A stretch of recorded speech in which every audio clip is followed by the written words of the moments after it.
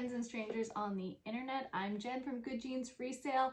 I'm a part-time, trying to be full-time Poshmark reseller alongside my mom. That's why our closet name is Good Jeans Resale. If you're new here, welcome. If you're not new here, welcome back. Today I wanted to do a video that I've kind of been mulling over for a hot minute. I wanted to talk about what my favorite bread and butter brands are. That is such a tongue twister.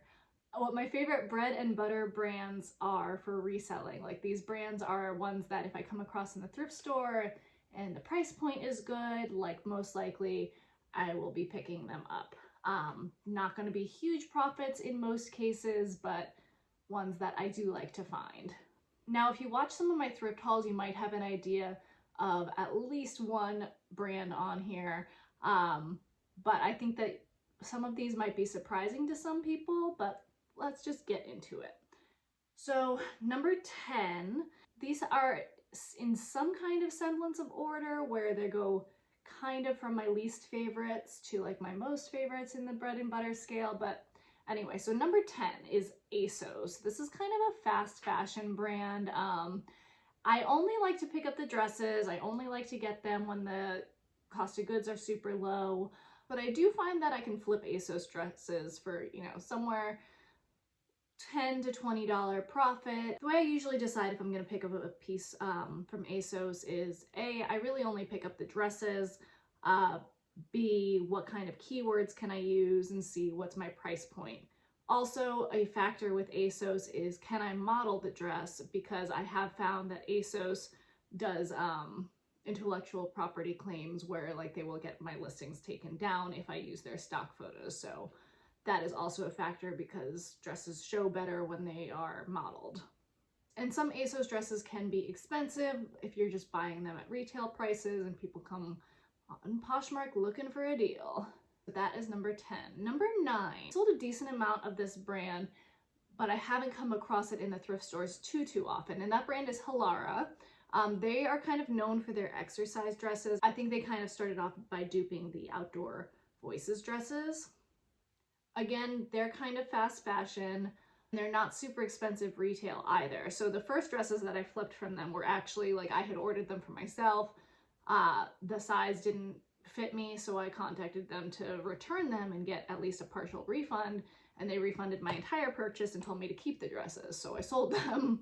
The other ones are ones that I just were from my personal closet that no longer fit me for one reason or another. And I have found a skirt in this brand that my cost of goods was low enough that, and it flipped for like $20-ish, I think. So again, not making huge money off of Halara, but my experience is that it doesn't sit long, and I think I've sold everything within 2 to 3 weeks of when it's been listed, as long as I priced it reasonably. So right in that bread and butter price point range. And I don't really mind a low buy if it means a quick flip.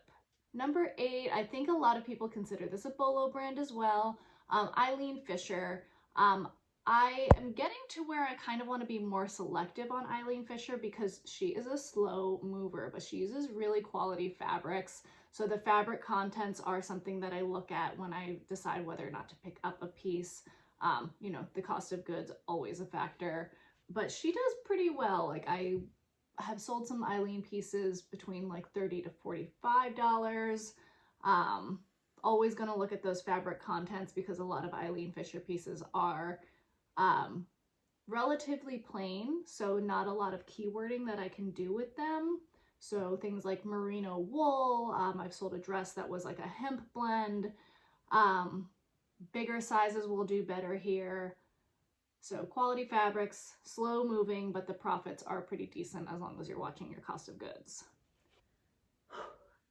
Number 7, and this is one that I just kind of started flipping when I originally started selling on Poshmark because this was a brand that I shopped on.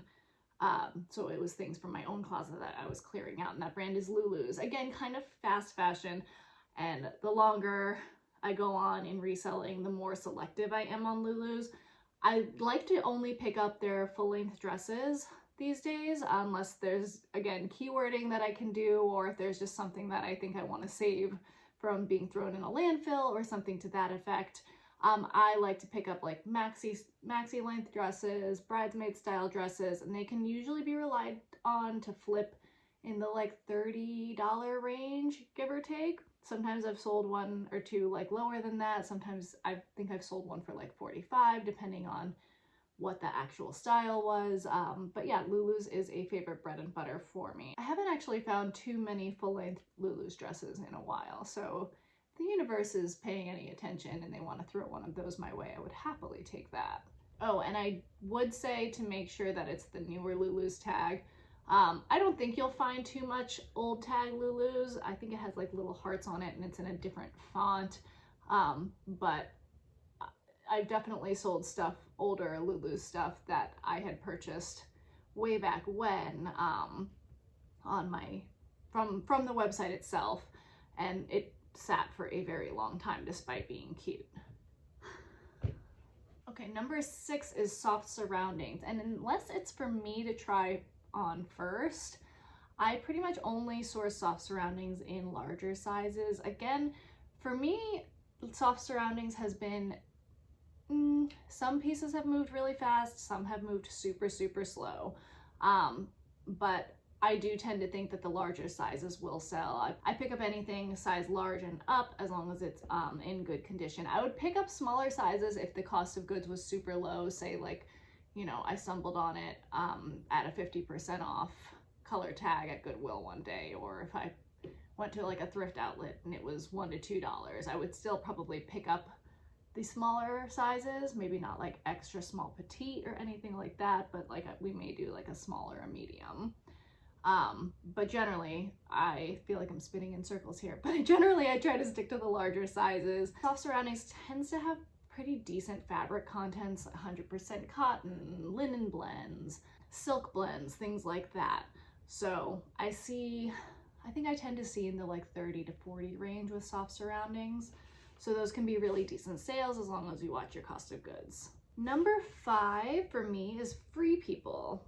If you had asked me when this year started, I don't think Free People would have been on this list. I think I would have told you that I was on the verge of not picking up Free People anymore. So I don't know if it's because like bohemian and boho chic trends have really been picking up, but Free People has been doing really well for me lately. It depends on the piece, but they have been tending to flip a little bit faster for me. I would still say to be pretty selective, watch your cost of goods, look for more substantial pieces, and check your comps because it can be really saturated on Poshmark.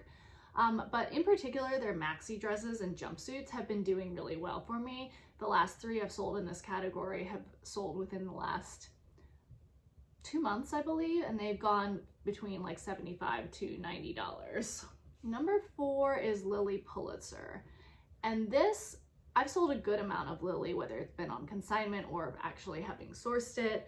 I would say not all Lily is created equal, but some dresses can go for over $100. Jumpsuits can go maybe in the like $75 range. I would generally say to try to pick up pieces that look like typical Lily, especially if you are paying up at all for them, because that's what the target Lily customer is looking for. So unless you're getting like bins prices, I would say you want those like bold and colorful prints that she's known for. I would say less substantial pieces net a little less, like shirts. But depending on the price, you can flip shirts, shorts for 25, 30, 40.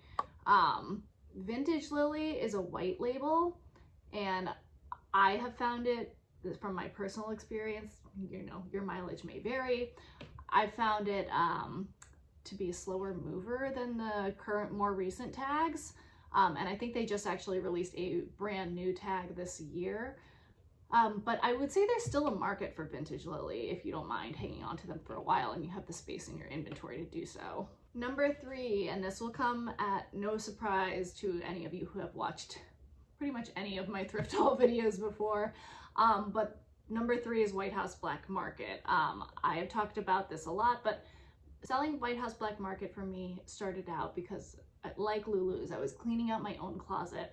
I pretty much exclusively shopped at White House Black Market when I worked in a corporate office setting, so I just had a lot of inventory. I do still have some pieces from that closet clean out that have sat in my closet for a while. But because of that, I've sold a lot of White House Black Market, and I have found that certain pieces I will pick up in the thrift store to flip as well. I do kind of try to stick to the newer tag these days unless there is some kind of factor to it that's just really trendy and kind of come back around in style. For instance, I sold a like kind of quiet luxury tweed vest top kind of thing not that long ago that I found in my own belongings and thought I would never wear this, and it flipped really quickly because tweed is trendy right now. So is that quiet luxury vibe. But when I'm sourcing White House Black Market, generally speaking, I try to buy things that are the newer tag. I'll try to remember to put a picture over here. You can also find it on the White House Black Market website to see kind of what the current tag and logo look like. I look for things like different high quality fabric blends, other trending factors like what is the print, is it boho, does it have kind of a resort wear tropical vibe, things like that. So watch your cost of goods, it's very piece dependent, but White House Black Market I think can go for more than some people realize. We flipped some of the newer style dresses and jeans from $40 to $60, so they can do really well, especially if you're getting them at a good price. Number 2 is Athleta. I've started really liking to source Athleta. I mean, some pieces will sit. It came with a steep learning curve for me. I still have some cropped leggings and like racerback tanks sitting in my inventory. And I don't know when they're gonna sell. They probably will eventually. But for the most part, I've learned from my past mistakes, and I only pick up the newer tag Athleta. And I've even paid up for it a little bit at Plato's Closet, depending on the piece. Like with most of the brands on this list, I try to stick to more substantial pieces like say dresses and jumpsuits, but some of their jogger pants have done pretty well for me if I get them at a non-marked up thrift store price. I think I flipped them for like $25 and flipped relatively quickly within, you know, a couple of months. And that is what this list is all about, those small profits that add up over time. And finally, number 1. Now, I've only recently come across this brand in the thrift store, but I've come across it 4 times now, is Kindred Bravely. And this is a maternity brand, maternity and nursing brand for postpartum mothers.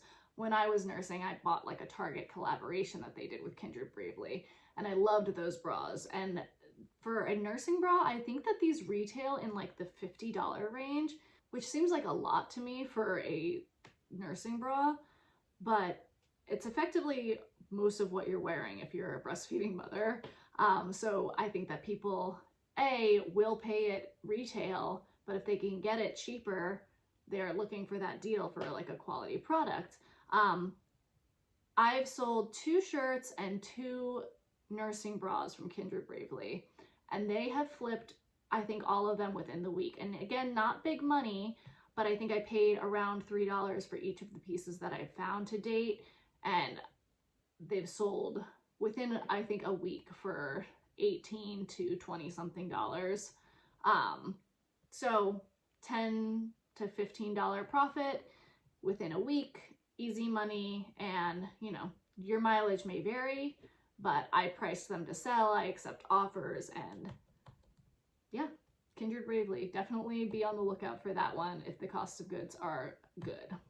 That is it for this list. I hope I made some kind of sense, especially I keep looking down at my notes here. But if you found this helpful, if you'd like to see more content like this, I would love to have you stick around. Please give this video a like and hit the subscribe button and the little bell to let you know when I have uploaded a new video. And thanks so much for spending part of your day with me. I will see you guys in my next one. Bye.